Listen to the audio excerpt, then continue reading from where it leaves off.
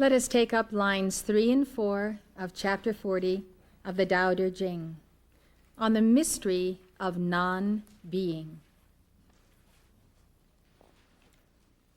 They read, "The things of the world originate in being, and being originates in non-being. The things of the world originate in being, and being originates in non-being."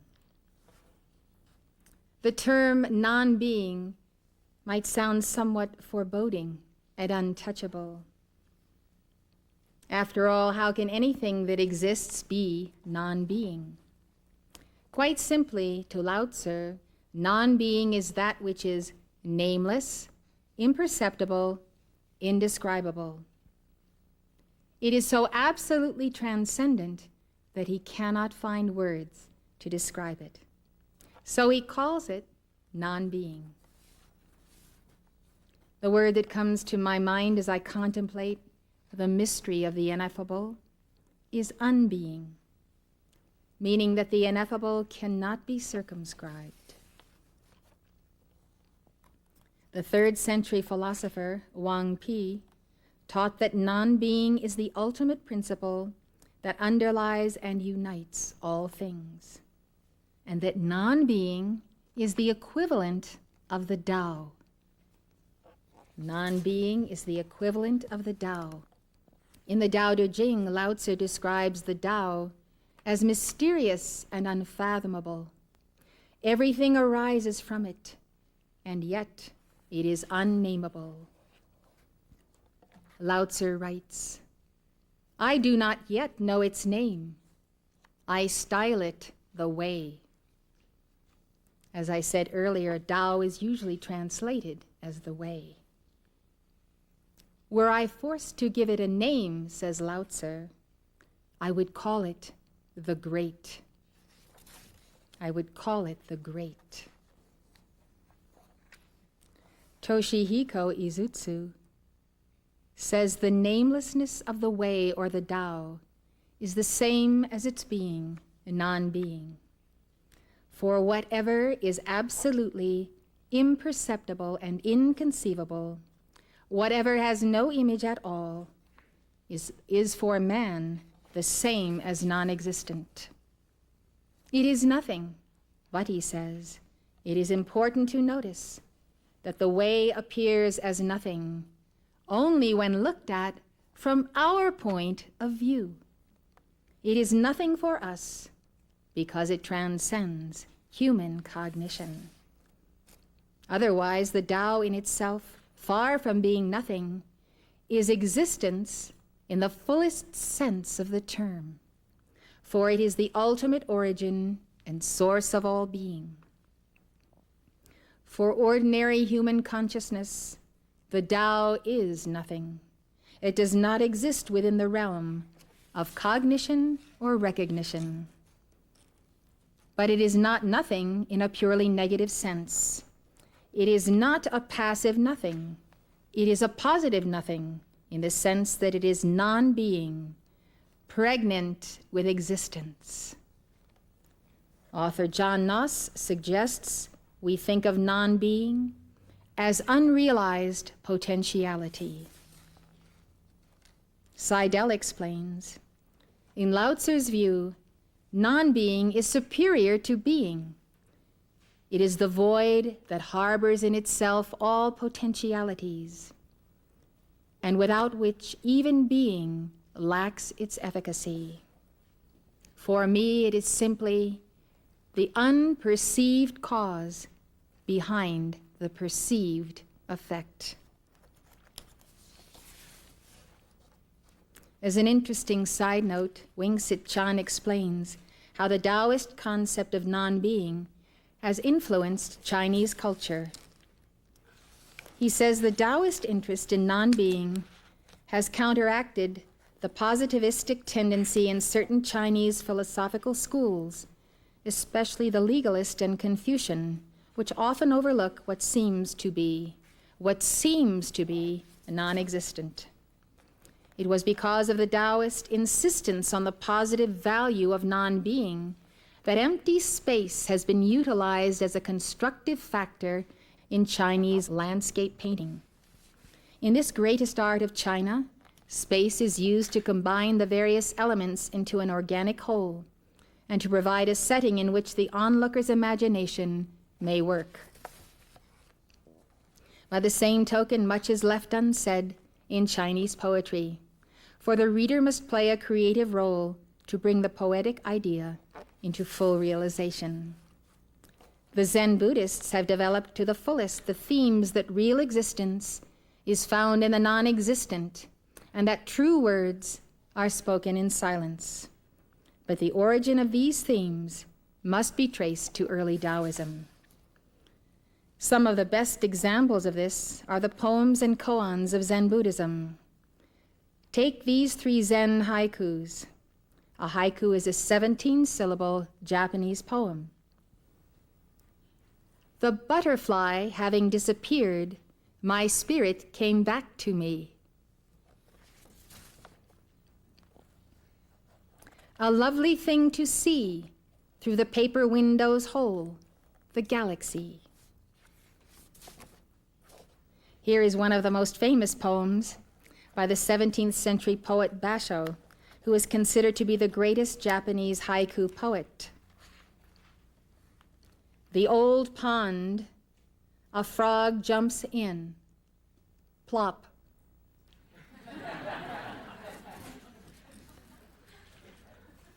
What's amazing about this is what Nancy Wilson Ross has to say. She says, these lines are said to represent the moment in which Basho's study of Zen came to its sudden fulfillment, when the mystery of the universe was solved in the plop of the falling frog. I can well identify with this. I think it is in astonishing moments when we observe nature or reality, and somehow we get into another dimension. We are suspended. Things come to a stop as though the universe had stopped, and all of a sudden, through a blade of grass, or a bee, or a bird like a hummingbird, we suddenly perceive our relationship to the whole. A Zen koan is an anecdote, question, or statement containing a paradox. It is used in Zen Buddhism as a form of spiritual training, to open the student's intuitive mind or as a test of a student's level of attainment. Koans are not solvable by the reasoning mind or intellect. In order to solve a koan, the student must attain the same level of intuitive understanding as that from which the master spoke the words of the koan. Here is one Zen koan. If you meet a man of Tao on the way, greet him neither with words nor with silence. Now tell me, how will you greet him?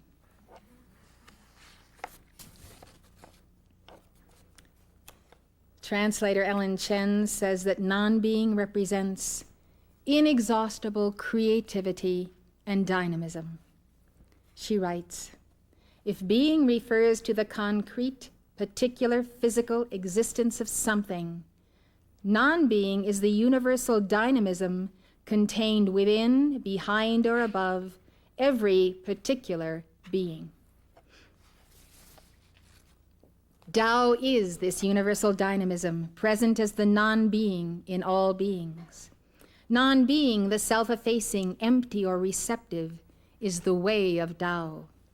Being, that which exists, affirms itself, or has a specific essence, is the way of things, created things. Yet non-being lodges within the very heart of being. By this she means the Tao lodges within the very heart of everything it creates. Chen says, it is through the presence of non-being, the presence of the Tao, that beings fulfill their reason for being. While to be is to be served and provided for, to be useful, one must serve and provide. This is done when one makes room to accommodate others. Realization of this truth, that the usefulness of a being is measured by how much non-being is contained within it, tames the aggressive instincts in humans. In the process of serving its purpose, a thing dispenses and uses itself up. Being, in the process of its functioning, eventually exhausts itself, returns to non-being, and fulfills its destiny. This entire process we can observe in the chart of your divine self. Looking at the upper figure in the chart, you see the I am that I am, the presence of God that Brother Lawrence and other saints have known. You also see a diagram of the great Tao, such as it is. We see that this is the great Tao, and out of the great Tao comes forth the One. And the One is the child of the Tao, and the child is the only begotten son of that Father-Mother Tao. That son comes forth for the individualization of every living soul uniquely. So the son is depicted as the middle figure in the chart. To the plane of that Holy Christ self, that one son individualized for you and me as our true self, the soul descends as potential. The soul need never have descended lower than the plane of that only begotten Son, or that universal Christ consciousness. At that level, the soul can perfectly mirror the image and likeness of that living Christ, can be one with that Christ, can know the bliss of union with the bridegroom experienced by Beatrice of Nazareth, or Teresa of Avila, or many other saints. That union of the soul by the soul's perfect mirror reflection. But due to conditions and forces and an ancient history not known to us, our souls determined to descend to the next level that is depicted on the chart. It is the place of the lower self.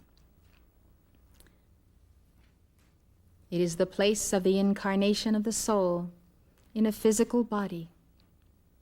We have discussed that physical bodies were not what they are today, thousands of years ago upon Earth. And in the great golden ages of Atlantis and Lemuria, the bodies that the souls wore were lighter, more transparent. Today we are living in a time of burden, planetary darkness, disease, and plagues. And so the bodies are heavy, less strong and less healthy than they were in ancient times. So the soul then has descended to this level. By setting into motion causes that have produced effects, the soul has become bound to this level of existence, to this type of body, to this type of planetary home. The reason we study the path of the Tao and returning to the Tao is that we desire to return to our source. We desire to discover what is this movement and how we move in the vibration of the Tao to re-enter its wholeness. And so, the self is active life after life. If at the plane of the Christ, then in golden ages and etheric octaves. If at the plane of the lower self, then in imperfection and on a path of sowing and reaping karma. What the soul does is to expend itself by extending itself. The soul that would return to God and that does follow the formula of the return correctly expends itself by extending itself to the glory of God, performing all of her works, all of the things that she does, to that glory and not to the glory of herself.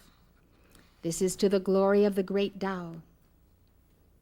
Then, according to the Taoist formula I just read to you, she returns to non-being in what we would call the ritual of the ascent. Immersed then in the great Tao, she yet retains identity with the Tao. Now, for such a one, through self-transcendence, the Tao is no longer non-being, because she now contains the all. Having so defined herself as the Tao, she can also measure the Tao. And that which she can measure is no longer that which is nameless, imperceptible, indescribable. She is now so absolutely transformed in the image and likeness of the Tao that she can find words to describe it. She no longer calls it non-being. She calls it being. This is the logical return to the Logos, the Word. The soul in her ascent back to the Tao comes to the plane of that Holy Christ self, attains union with that Christ self. Dressed then in the garment of light, she may enter the great, great Tao. This garment has been called the wedding garment. It is truly a garment of light that is spun by the soul using all of the energy that God has given her for this return.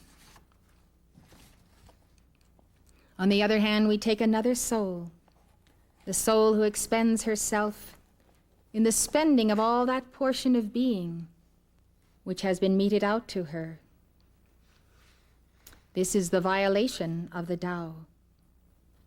For that portion is an endowment of the Tao for the grand experiment of free will here below. When the soul in the state of the lesser self chooses to use that allotment of life, energy, and consciousness to the glory of the lesser self, she returns to non-being without having entered the spirals of self-transcendence. This state of non-being is self-extinguishment by the exercise of free will in misusing the light of the great Tao.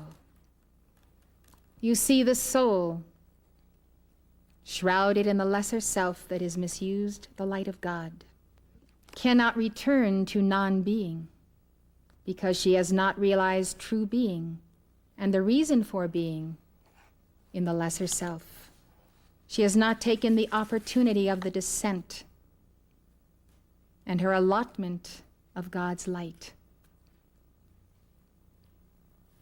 to exercise free will and to return to the divine whole. Until her purpose is fulfilled below, it cannot be filled above. Returning is the movement of the Tao, and there is neither returning nor movement when the allotted portion of the great Tao is entirely dissipated by the non-permanent lesser self. But to the self or soul that has glorified the Tao in all her members and returned to the Tao through the process of self-transcendence, the mystery of non-being is no longer a mystery. Remember, therefore, the law of the usefulness in the Tao. Your usefulness is measured by how much of the Tao you contain. And so I ask you the question, how much of the Tao have you retained, O soul, thou who hast descended from the great I Am? How much of your portion have you expended to the glory of the Tao, this light body of spheres within spheres, of ascending spirals of consciousness that you see above you, but cannot reach for all your grasping? How much of the Tao have you spent on your lesser self? How much of the Tao do you have left for the ritual of self-transcendence, whereby you may re-enter the great Tao and ultimately know non-being as being? Have you filled yourself with the non-being of the lesser self and left no sacred emptiness for the great Tao to inhabit? Have you not known the yin of your mother that is filled with the yang of your father? Are you full up with dead men's bones and the 10,000 unreal things you have coveted that are not the 10,000 things your Creator would have gladly given you? For you are of the Tao, and the Tao is you. Lao Tzu compares the dynamism and endless productivity of emptiness to a bellows. In chapter 5 of the Tao Te Ching, he uses this simile. Heaven and earth and all that lies between is like a bellows in that it is empty, but gives a supply that never fails. Work it, and more comes out. Lao Tzu also compares the emptiness of the Tao and the person who is one with the Tao to a valley. Itsuzu explains that the valley is by nature hollow and empty, and precisely because it is hollow and empty, it can be full. Add to this the fact that the valley always occupies a low place, another important trait of anything which is really high, whether human or non-human. The valley is thus an appropriate symbol for the Tao, understood as the absolute principle of eternal creativeness. In the Tao Te Ching, Lao Tzu says, "Great virtue appears like a valley. The one who was skilled at practicing the way in antiquity was subtle and profound, mysterious and penetratingly wise. Broad and expansive was he, like a valley. He who knows humility becomes the valley of the world. Being the valley of the world, he will be proficient in eternal virtue." The 18th century Taoist adept and scholar Liu Yiming elaborates on what it means to be like a valley. When a person shouts in an empty valley, he says, there is a reverberation of sound. In folklore, this is called the valley spirit. Because it has a voice but no form, it is called the spirit of the valley. What I realize as I observe this is the Tao, that is the way, of nurturing the spirit of emptiness. If people can be empty within, this is the valley. Within emptiness there is a point of spiritual energy, hidden inside. This is the spirit. This valley is tranquil and unperturbed. This spirit is sensitive and effective. Only the valley can be spiritual.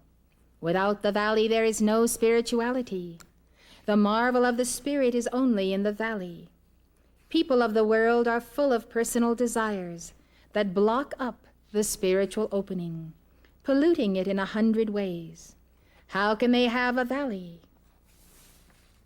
Since they do not have the valley, they are confused and troubled, like drunkards or dreamers.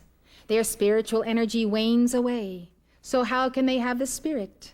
Once they have lost the spirit, even though alive, they are as dead. If you can sweep away all entanglements and wash away accumulated obsessions, so as to be clean and naked, bare and free, with nothing at all, then in that empty valley, there will naturally be something indefinable, with essential vitality, a non-psychological spirit that is responsive, effective, and wise. Let go, it fills the universe. Wrapped up, it is stored in secrecy. Thereby one can be a peer of heaven above and earth below. Becoming an empty valley so you can be filled with what Liu Yiming calls spiritual energy is a theme sounded by mystics in many of the world's religions. Teresa of Avila wrote, God doesn't give himself completely until we give ourselves completely. He never works in the soul as he does when it is totally his without any obstacle. The idea of self-emptying oneself to allow room for God to enter in is a topic we took up when we discussed chapter 39 of the Tao Te Ching. There Lao Tzu taught, humble station is the basis of honor. The low is the foundation of the high. In their considering themselves mean, that is lowly, the princes and kings see the foundation of their dignity. I said in that lecture that Jesus also understood that only the lowly and humble who embrace the base, which is the One or the Tao, can reach to the heights. As an extension of this theme, Paul writes in his letter to the Philippians, "Let this mind be in you, which was also in Jesus Christ, who being in the form of God, thought it not robbery to be equal with God, but made himself of no reputation, and took upon him the form of a servant, and was made in the likeness of men." Here the Jerusalem Bible says, he emptied himself to assume the condition of a slave, and became as men are. And being found in fashion as a man, he humbled himself and became obedient unto death, even the death of the cross. Allowing himself to be crucified was Jesus' greatest weakness or softness and his greatest emptiness. But it also became his greatest strength. Lao Tzu says, take emptiness to the limit. Maintain tranquility in the center. Each one returns to its root. This is called tranquility. Tranquility, this means to return to your fate. To return to your fate is to be constant. To know the constant is to be wise. Liu Ming writes further on this theme.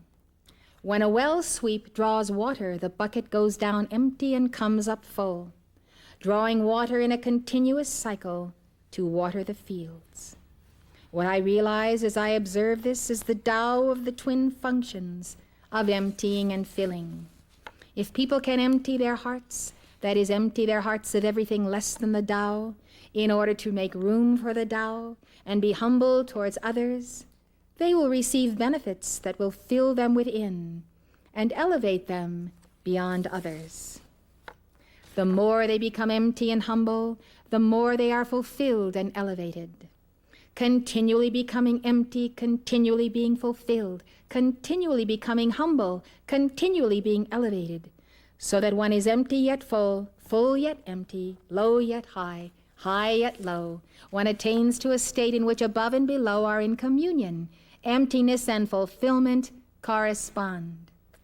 Filled with the qualities of the Tao, those who reach this state never fail to ascend to lofty and clear perception.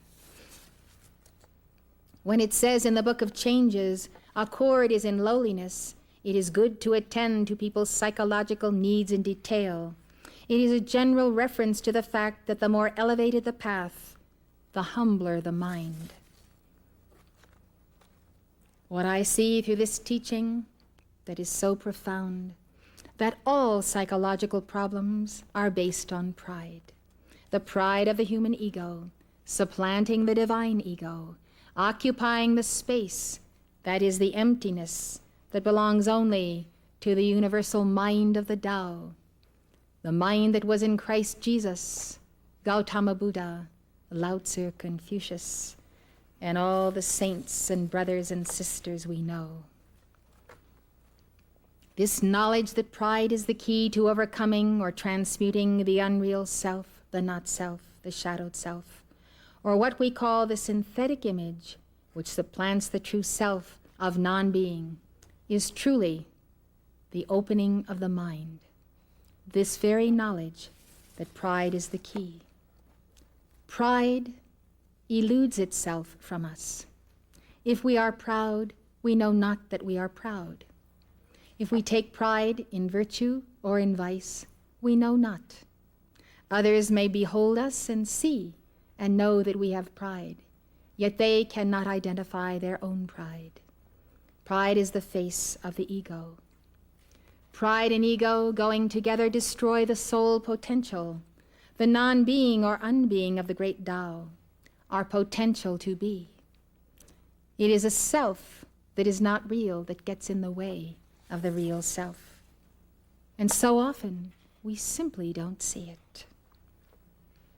What I understand from Liu Yiming's analogy of the continual emptying and the filling of the bucket with water is, if you are empty, God can fill you with the water of his love so that you can give it away to others in need. And when you have given away that love in service to others and you are literally spent, God will refill your bucket. I want to talk to you now about the Sufi poet, Rumi. He speaks of the self-emptying process as the abandonment of self, that is the lesser self. He writes, before it is annihilated, no single soul finds admittance to the divine hall of audience. What is ascension to heaven, he asks. It is this, annihilation of self. I believe he is talking about the annihilation of the pride of the self and the ego of the self. Self-abandonment, he says, is the creed and religion of lovers. For me, God is my divine lover, who pursues my soul with abandonment, as my soul pursues him with total abandonment. Thus, having totally abandoned self, I am clothed with himself, and I am become him, and he has become me. Oh, what a great lightness it is to be unburdened from the sense of self. We speak of the soul as the fallen potential that must rise to the place of her origin, to be fully redeemed in God, the great Tao. We speak of the annihilation of the synthetic self, the self-created ego, that is the antithesis of the God self-created ego. But we also speak of the annihilation of the soul in the second death, as noted by John in Revelation 20:14 and 21:8. The second death occurs when the seed potential or soul has by free will elected not to subordinate itself to that divine monad, that I am, the great Tao. This subordination of the lesser self to the greater self is the criterion for returning to the Tao. It is the standard for your ascension, for your bonding to that Holy Christ self. It is the standard by which you do walk and talk with God and practice his presence perpetually. At a certain point in the process of emptying yourself, you will find that God becomes so much a part of you that he is the one who is thinking, feeling, talking, loving, caring, comforting in and through you. Jesus affirmed this when he said, "My Father worketh hitherto, and I work. The Son can do nothing of himself, but what he seeth the Father do. I can of mine own self do nothing. I seek not my own will, but the will of the Father which hath sent me. The words that I speak unto you, I speak not of myself, but the Father that dwelleth in me, he doeth the works." The 19th century Hindu saint Ramakrishna taught this prayer. I am the machine, thou art the operator. I am the house, thou art the householder. I speak as thou makest me speak. I act as thou makest me act. Eva de Vitre Mairovich writes of this theme as it is taken up in Islam. She says, God, as we are told by the Quran, is nearer to man than his jugular vein. The mystic discovers him in his heart if he loves. God declares through the prophet's voice, my earth and my heavens do not contain me, but I am contained in the heart of my faithful servant. And again God said, there is no other means for my servant to approach me than to accomplish the duties I have prescribed for him. And my servant continues to approach me by more unprescribed works until I love him. When I love him, I become the ear with which he hears, the eye with which he sees, the tongue with which he talks, and the hand with which he seizes. Catherine of Siena testified that in the process of self-emptying, God's heart can become your heart. This is a most amazing witness. Once when she was praying with great fervor, saying with the prophet, create in me a clean heart, O God, and renew a right spirit within me, and particularly begging God to take from her her own heart and her own will, he himself consoled her with this vision. It seemed to her that the eternal bridegroom was coming to her in his usual manner, opening her left side, taking out her heart, and departing from her. And she was left without any heart at all. This vision was so persistent and so detrimental to the feeling of the flesh that she told her confessor in confession that she no longer had a heart in her breast. And when he made a jest concerning that word and jesting rebuked her in a certain way, she repeated what she had said and confirmed it, saying, in truth, Father, as far as I can judge my bodily feeling, I think that I am indeed without a heart. For the Lord appeared to me, opened my left side, took out my heart, and departed. And when he replied that it was impossible to live without a heart, the Virgin of the Lord declared that with God nothing is impossible, and she believed with certainty that she was robbed of her heart. And thus for many days she repeated the same, saying that she lived without a heart. One day she remained in prayer after the departure of the others in the chapel of the Brothers of the Preaching Order in Siena, where the sisters used to gather. When she arose upon waking from the sleep of her usual detachment, a light of heaven suddenly shone round about her, and in the light the Lord appeared to her, bearing in his consecrated hands a reddish and shining human heart. And when at the arrival of him who was the cause of the light, she sank trembling to the ground, the Lord approached her, opened her left side once more, placed inside her that heart which he bore in his hands, and said, see, beloved daughter, just as I took your heart from you the other day, so I am now giving you my heart, with which you will live from now on.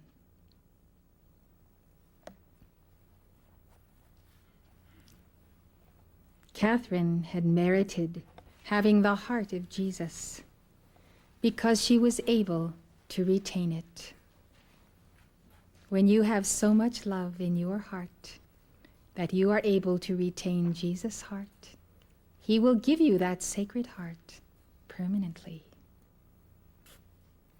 As Lao Tzu says, can you keep the spirit and embrace the one without departing from them? Can you concentrate your vital force and achieve the highest degree of weakness like an infant? Can you wipe and cleanse your vision of the mystery till all is without blur. I have to think in my heart that the ancient Taoists became Christian mystics, and that the Christian mystics became Taoists. They are so intertwined in the understanding of the same mystery. Take, for instance, the 10th century Byzantine monk and mystic, Saint Simeon, the New Theologian. He expressed his oneness with Christ in his love songs to God. Love songs to God. I'm going to read to you his lines and insert the parallels that I find between the contemplations of the Taoist mystic and Simeon's own. For me, to do this is a sublime experience. Saint Simeon says, I am loved by him who is not in this world, and amid this cell see him who is outside the world. I sit upon my bed and abide outside the world, yet I see him who is eternal and yet born, and speak with him, and dare to say, I love, for he loves me. I feed on contemplation. I clothe myself in it. United with him, I transcend the heavens. And that all this is true and certain, I know. But where this body is then, of that I have no cognizance. I know that he who is unmoved descends. I know that he who is by nature such that no eye may gaze upon him is gazed upon by me. I know that he who is far removed from every creature takes me up in himself and hides me in his arms, and I find myself outside the whole world. He whom no eye may gaze upon, and he who is far removed from every creature, is like the Tao, formless, intangible, yet all-pervading. Lao Tzu said in the Tao Te Ching, the great image has no shape. The Tao is great, but has no name. Tao is hidden and nameless, yet it is Tao alone that skillfully provides for all and brings them to perfection. Saint Simeon says, and then again, I who am mortal and an insignificant person in the world, behold the entire creator of the world in myself. And even while I live, I embrace all blossoming life in myself, and know that I shall not die. Lao Tzu writes in chapter 16 of the Tao Te Ching, he who attains Tao is everlasting. Though his body may decay, he never perishes. Saint Simeon writes, in my heart he is, and dwells in heaven. Here and there I see him in the same radiance. We are limbs of Christ. Christ is our limb, and my hand, the hand of the poorest creature, is Christ. And my foot is Christ, and I, the poorest creature, am the hand and foot of Christ. I move my hand, and so does Christ. For he, in entirety, is my hand. Here we remember the words of Liu Yiming. The more people become empty and humble, the more they are fulfilled and elevated. Continually becoming empty, continually being fulfilled, continually becoming humble, continually being elevated, so that one is empty yet full, full yet empty, low yet high, high yet low. One attains to a state in which above and below are in communion. Emptiness and fulfillment correspond. Filled with the qualities of the Tao, those who reach this state never fail to ascend to lofty and clear perception. Saint Simeon says, "You must understand that the Godhead is undivided. I move my foot, it shines as he does. Say not that I blaspheme, but confirm this and adore Christ, who has made you so. For you too, if you will, can become his limb. And so all the limbs of each of us will become limbs of Christ, and Christ will become our limb.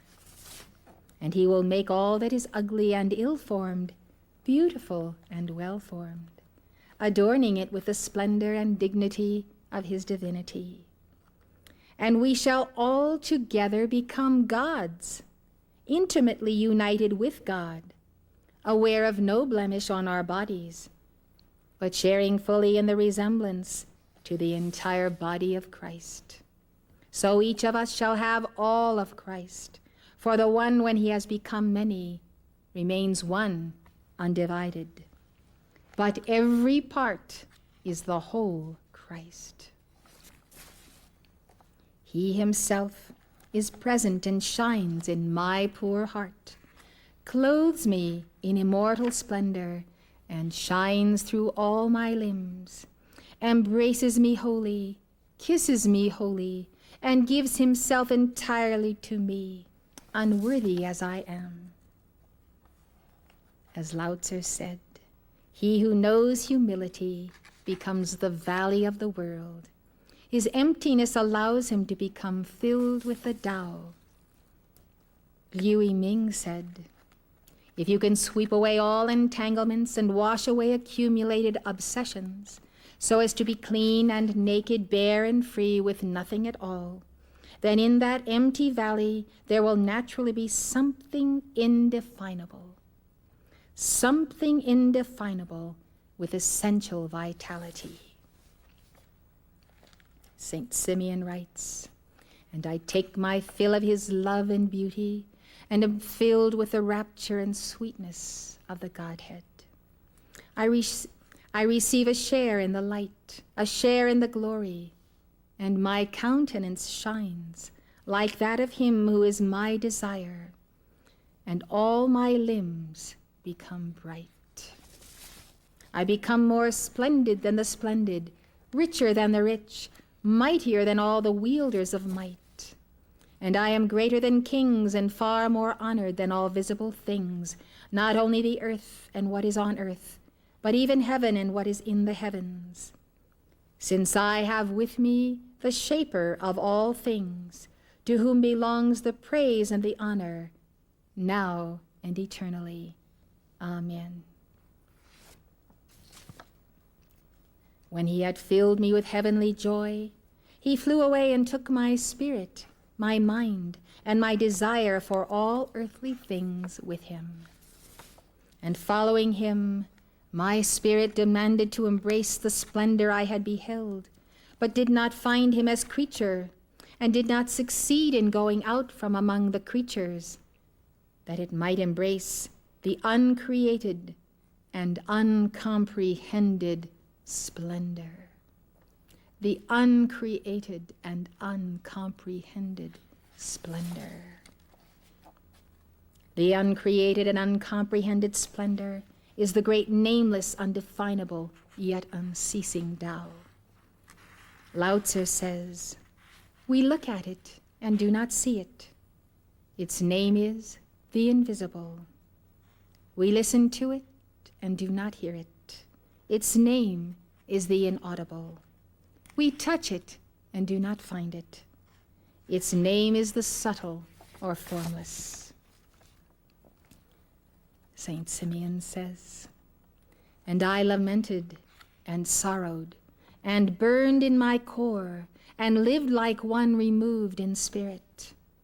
But he came at his own will, and descending like a bright cloud of mist, seemed to surround my head entirely, so that I cried out in consternation.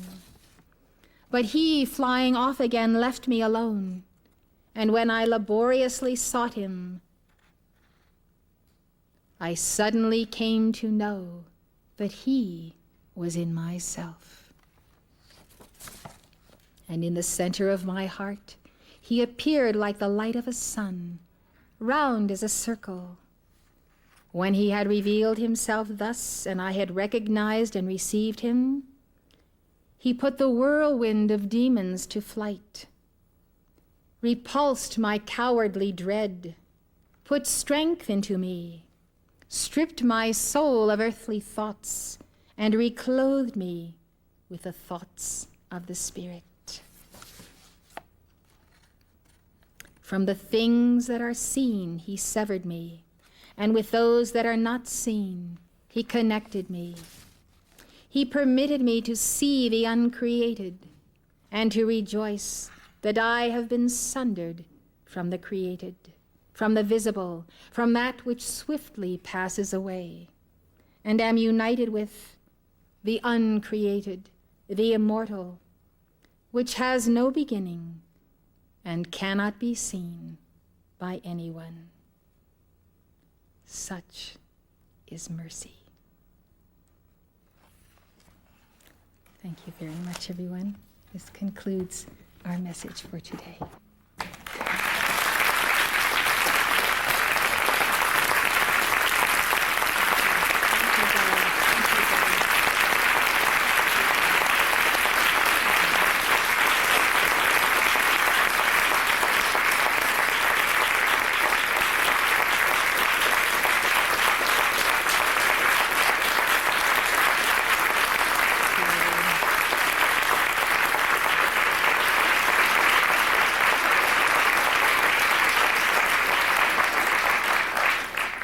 Thank you very much for your very kind attention. I'm so grateful for your presence, because I know no greater joy in life than to be able to deliver these teachings. And who knows when a very special thread of that teaching or a strain of God's music that you hear in your heart will be the very thing that will unlock the floodgates of your own I Am presence and give to you that full sense of absolute divine union with God, and your liberation from all sorrow and suffering in the sense that you are a self apart from God. When you think about it, that never, ever could be the truth, because God has never left you alone, and his presence is with you and in you, and all the saints testify to it. I am sure that you have had, as I have had in this experience of these teachings, a new and profound understanding of our path and of the meaning of Jesus' teachings in the setting of Taoism. This is such a great jeweled gift to us, to see that teaching exactly in the setting of the great, great masters of the Far East, going back to the Yellow Emperor, back to the ancient Himalayas, back to the golden ages of Atlantis, and far, far back to the golden ages of Lemuria, to find that thread of contact and to see how great is the oneness of the great deliverers of the world's religions. This is such a joy to my heart. God spoke in these terms for different evolutions and life waves, people who thought in different ways and felt in different ways, for whom there was another language and another understanding. And this is the hour and the century of the Holy Spirit, when the Holy Spirit interprets to us all of these languages, and there can no longer be separate religion unto the light bearers of the new age, because God is one, and we are one. And as Saint Simeon taught us, when we are one with Christ, we are all of Christ, not just a part of him. And all of us being in that one Christ, we are all one in the universal Christ, with all others who have so affirmed and experienced this same great mystery. As Saint Simeon said, this is mercy. Have a nice day, everyone. Thank you.